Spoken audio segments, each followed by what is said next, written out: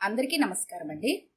ఈరోజు మనం బివి శేషమాంబ గారు రచించిన ఆసరా అనే ఓ చక్కటి కథను విందాం. ఇక కథలోకి వెళ్దాం. లీల ఊరెళ్ళొచ్చినప్పటి నుంచి అదోలా ఉంటుంది. ఈ వారం రోజులుగా పిల్లల పరీక్షలు, నాకు ఆఫీస్లో ఆడిట్ జరుగుతూ ఉండటంతో లీలతో తీరుబడిగా మాట్లాడటానికి అవకాశం దొరకలేదు. ఆ రోజు ఆదివారం. ఇంట్లో ఆలస్యంగా తెల్లవారింది. పిల్లలు టిఫిన్ తిని ఆడుకోవటానికి బయటికి వెళ్లారు. ఆయన పేపర్లో మునిగిపోయారు. నేను వంట ప్రయత్నంలో ఉన్నాను. వంటగదిలోనే సింక్ దగ్గర నిలబడి అంట్లు తోముతోంది లీల. అప్పుడు గుర్తొచ్చింది, లీల అలా ఎందుకు ఉదాసీనంగా ఉందో అడగాలని. ఏంటి లీల, ఊరెళ్ళొచ్చిన రోజు నుంచి ఏదోలా ఉంటున్నావు? అందరూ బావున్నారా అడిగాను. అంతా బానే ఉన్నారు, నాకే వచ్చింది రోగం అంది విసురుగా. ఏమైంది అంత కోపంగా ఉన్నావు? నవ్వుతూనే అడిగాను. మా నాన్న నాకు పెళ్లి చేస్తాడట అంది అంట్లు తోవటం ఆపకుండానే. అబ్బో, మీ నాన్నకి బాధ్యత బాగానే గుర్తొచ్చిందే. తాగుడు మానేశాడా అని రవి గీత పెద్దవాళ్ళయ్యారుగా. నాకు ఇబ్బంది ఏమీ ఉండదులే, చేసుకో అన్నాను. మీకే ఇబ్బంది కష్టం ఉండదు, నాకే అంది చేతిలో గిన్నె పరపరా తోమేస్తూ. ఏంటి నీ గోల?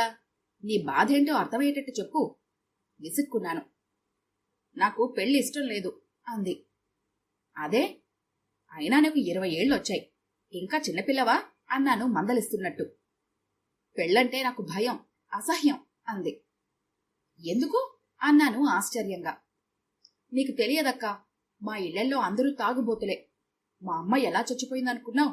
మా నాన్న తాగొచ్చి కొట్టే దెబ్బలు తట్టుకోలేక ప్రాణం పోయింది అంది. దయనీయంగా ఉన్న లీల ముఖం చూస్తే జాలేసింది. నువ్వు భలే ఉన్నావు, అందరూ అట్లాగే ఉంటారా అన్నాను. మా వాడలో చూస్తుంటాగా, చాలా మంది అంతే. నన్ను చేసుకోబోయేవాడు మంచివాడై ఉంటాడన్న ఆశ నాకే లేదు అంది. అసలింతవరకు నీకు పెళ్లి చేసుకునే వయసొచ్చిందనే ఆలోచన నాకు రాలేదు. ఎంతైనా తండ్రి తండ్రే అన్నాను మాట మారుస్తూ. నా బొంద తండ్రి. ఏదో లాభం లేనిదే నాకు పెళ్లి చేయాలనే ఆలోచన వచ్చుండదు. అసలు నాకు పెళ్లి చేసుకునే ఉద్దేశం కానీ, మళ్లీ మా ఊరు వెళ్లే ఆలోచన గానీ లేవు. జీవితాంతం మీ ఇంట్లోనే పని చేసుకుంటూ గడిపేస్తాను. నన్ను మీ ఇంట్లో ఉండనివ్వక్క బేలగా అడిగింది. మీ నాన్న ఊరుకుంటాడా అన్నాను. ఊరుకోకేం చేస్తాడు? అసలింకా ఊరు కూడా వెళ్ళను. ఏదో ఆ చిన్నపిల్లల గురించి కానీ, లేకపోతే ఆ ఊరు వెళ్లటం కూడా నాకు ఇష్టం లేదు ఖచ్చితంగా చెప్పింది. సరేలే, సంబంధం కుదిరిందా? పెళ్లి చూపులా అడిగాను. కుదిరినట్టే, నేను సరేనంటే అయిపోతుంది అంది. అతనేం చేస్తాడు? ఇక్కడ ఏదో స్కూల్లో అటెండర్గా చేస్తాడట. రాజా లాంటి సంబంధం చేసుకో అంటూ మా వాళ్లంతా నా ప్రాణం తీస్తున్నారు. మరి మీ వాళ్లందరూ సరే అన్నాక ఆగుతుందా? చేసుకో అన్నాను. నాకు తాగుబోతులంటే భయం, అసహ్యం. నాకు నచ్చినవాడు దొరకటం కష్టం, కాబట్టి పెళ్లి చేసుకోకూడదని నిర్ణయించుకున్నాను అంది. మీ ఇళ్లలో తాగుడు తప్పేం కాదు, చాలా మందికి ఉండే అలవాటే. తాగుబోతులంతా చెడ్డవాళ్లు కారుగా అన్నాను. మా నాన్న తాగుబోతు, మా అన్న తాగుబోతు. వాళ్లు తాగి వచ్చి ఎంత గొడవ చేస్తారో చిన్నప్పటి నుంచి చూస్తూనే ఉన్నాను. పెళ్లి చేసుకునని తెగేసి చెప్పొచ్చాను. నాతో మాట్లాడి నన్ను ఒప్పించాలని మా అన్న అనుకుంటున్నాడు. ఇక్కడికి వస్తానంటే నేనే వద్దన్నాను అంది. లీల మా ఇంట్లో 8 ఏళ్ల నుంచి పనిచేస్తుంది. మా వాళ్ల ఊరు దగ్గర పల్లెటూరు వాళ్లది. లీలకి తల్లి లేదు, తండ్రి, అన్న, 3 చెల్లెళ్ళు. రవి పుట్టినప్పుడు మా ఇంట్లో ఉండి బావను చూసుకోవటానికి ఓ పనిపిల్ల కావాలని గాలించి గాలించి లీలని పట్టుకున్నాను. లీల కజిన్ ఒక ఆమె ఈ ఊళ్ళోనే ఉంటుంది.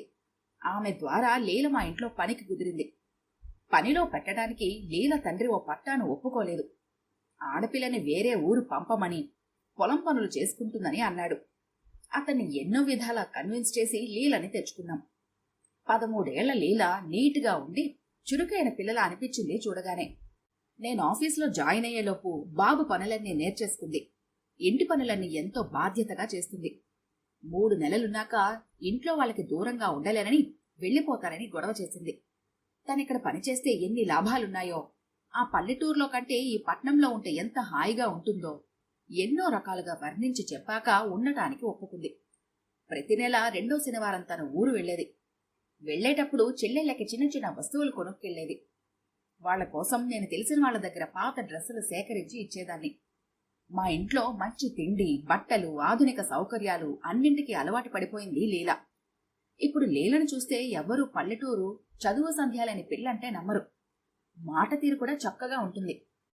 లీల అభిప్రాయంతో ప్రమేయం లేకుండా తన పెళ్లి గుళ్ళో జరిగిపోయింది. అతన్ని చూడగానే రెండో పెళ్లివాడేమో అనిపించింది. పెళ్లి కొడుకుకి లీలకి వయసులో చాలా తేడా ఉంటుంది అనిపించింది. అది కూడా లీల అయిష్టానికి ఒక కారణం కావచ్చు. ఆ రోజు ఆఫీసులో లేట్ అయింది. పిల్లలేం గోల చేస్తున్నారో అనుకుంటూ వచ్చాను. బజారెళ్ళి వస్తానని ఆయన వెళ్లిపోయారు. లోపలికి వెళ్లగానే లీల కజిన్ కనిపించింది. లీలా మీ ఇంటికి వచ్చిందా అండి అంటూ అడిగింది. రాలేదే అన్నాను ఆశ్చర్యంగా. వచ్చిందమ్మా, లోపల రూంలో తలుపేసుకుంది అంది పాప. అవునా అని లీలా తలుపు తీ అన్నాను. మా అక్కని వెళ్ళమను, అది వెళ్తేనే తలుపు తీస్తాను అంది లీలా మొండిగా. ఏదో గొడవపడి వచ్చేసిందని అర్థమైంది నాకు.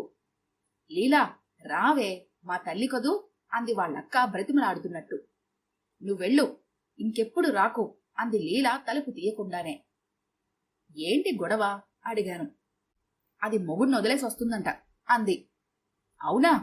ఆశ్చర్యపోయాను. మగాడు మొగుడు అన్నాక తాగకుండా తిరగకుండా ఉంటాడా? నాకా సంసారం వద్దని పారిపోయి వచ్చింది అంది ఫిర్యాదు చేస్తున్నట్టుగా.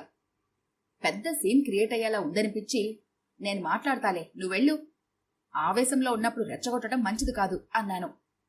మీరు చెప్తున్నారు కాబట్టి పోతున్నా. ఇప్పుడది సంసారం వద్దనుకుంటే కులం తప్పు కింద డబ్బు కట్టాలి. దానికి మీరే నచ్చ చెప్పండి అని వెళ్ళిపోయింది. నేను మా పనిలో పడిపోయాను. లీల ఎప్పుడొచ్చిందో కాని ఇల్లు అంట్లో శుభ్రం చేసి కూరకి తరిగి పెట్టి ఉంచింది. పిల్లలకి పాలు, టిఫిను ఇచ్చింది. ఓ అరగంట గడిచాక లీల గది తలుపులు తీసుకుని బయటకొచ్చింది.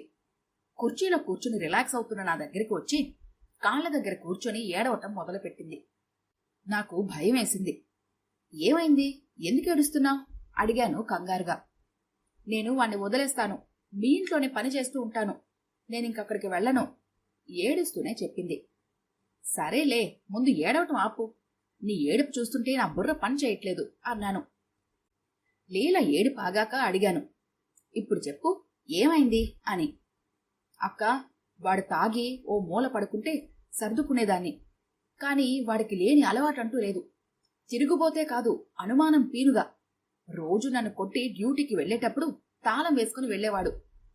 అయ్యయ్యో అన్నాను బాధగా. పెళ్లి వద్దంటే మంచివాడు చేసుకొని నన్ను బలవంతం చేసిన వాళ్ళందరూ మగాడు ఆ మాత్రం చెయ్యడా?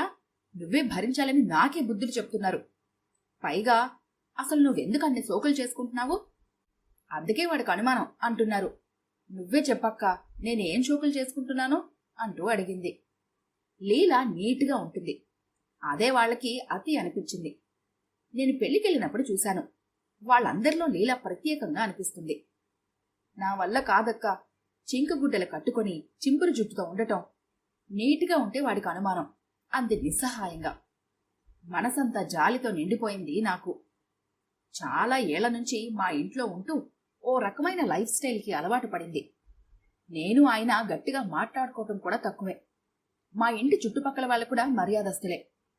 దాంతో లీలకి భార్యాభర్తలు ఎలా ఉండాలో ఓ అభిప్రాయం ఏర్పడిపోయింది.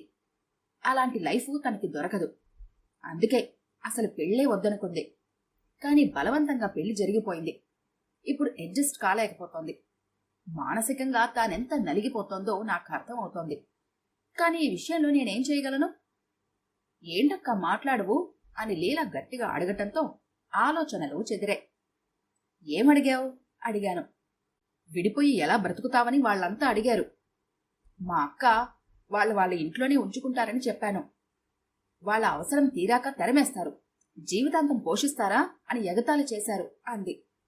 అక్క, మీ ఇంట్లో పనిచేస్తూ ఉంటాను, ఉండనియవా ప్లీజ్ దీనంగా అడిగింది. చాలా బాధ అనిపించింది నాకు. పరిష్కారం ఆలోచిద్దాం, నువ్వు ప్రశాంతంగా ఉండు అన్నాను. కళ్ళు తుడుచుకొని లేచి లోపలికి వెళ్ళింది లీల. నా మాటకే ఆ కళ్లలో భవిష్యత్తు మీద భరోసా కనిపించింది నాకు. ఆ రాత్రే లీల సంగతి చెప్పాను ఆయనకి. ఏం చేయాలనుకుంటున్నావు అని అడిగారు వెంటనే. మీరే చెప్పండి అన్నాను. నువ్వు లీలని సపోర్ట్ చేస్తే వాళ్ళంతా నీ మీద దండెత్తుతారేమో అన్నారు. కాని ఏదో రకంగా నేను లీలకి సాయం చెయ్యాలి. పల్లెటూరులో ఉన్న దాన్ని నా అవసరం కోసం తీసుకొచ్చి తన లైఫ్ స్టైల్ని మార్చేసిన నేనే దీనికంతటికీ కారణమేమో అని నేను చాలా గిల్టీగా ఫీల్ అవుతున్నాను అన్నాను బాధగా. మర్నాడు లీల తండ్రి అన్నా వచ్చారు.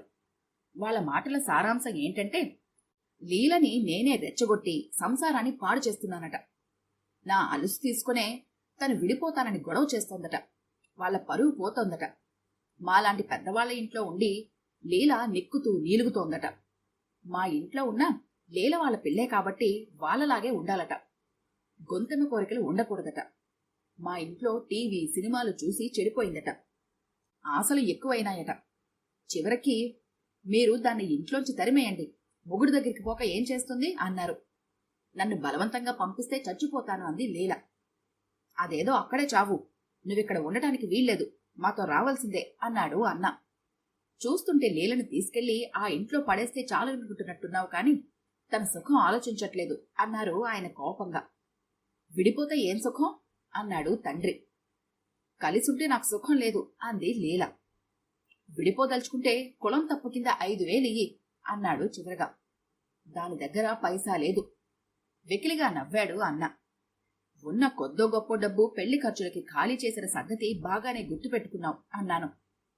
5,000తో లీల బ్రతుకు అటో ఇటో తేలిపోతుంది. ఆ డబ్బు కూడా అందరూ కలిసి తాగి తందనాలాడటానికే.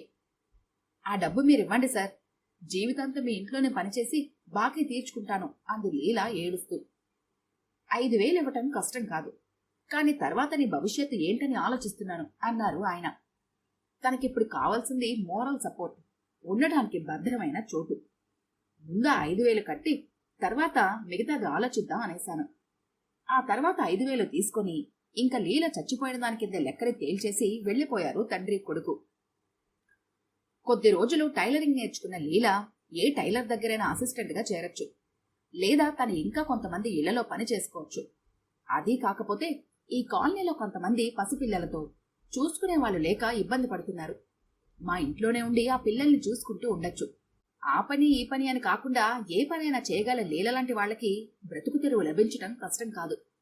తనకి కావలసిన మోరల్ సపోర్ట్, భద్రత కల్పిస్తే తాను సుఖంగా బ్రతుకుతుందనిపించింది.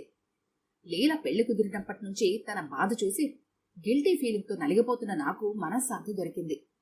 దానికి కారణం తను ధైర్యంగా తెగదెంపులు చేసుకోవటానికి సిద్ధపడటమే. ఆ తెగింపు తనలో లేకపోతే ఇద్దరం అశాంతి పాలయ్యేవాళ్లమే. ఈ కథ కనుక మీకు నచ్చినట్లయితే లైక్ చేయండి, షేర్ చేయండి.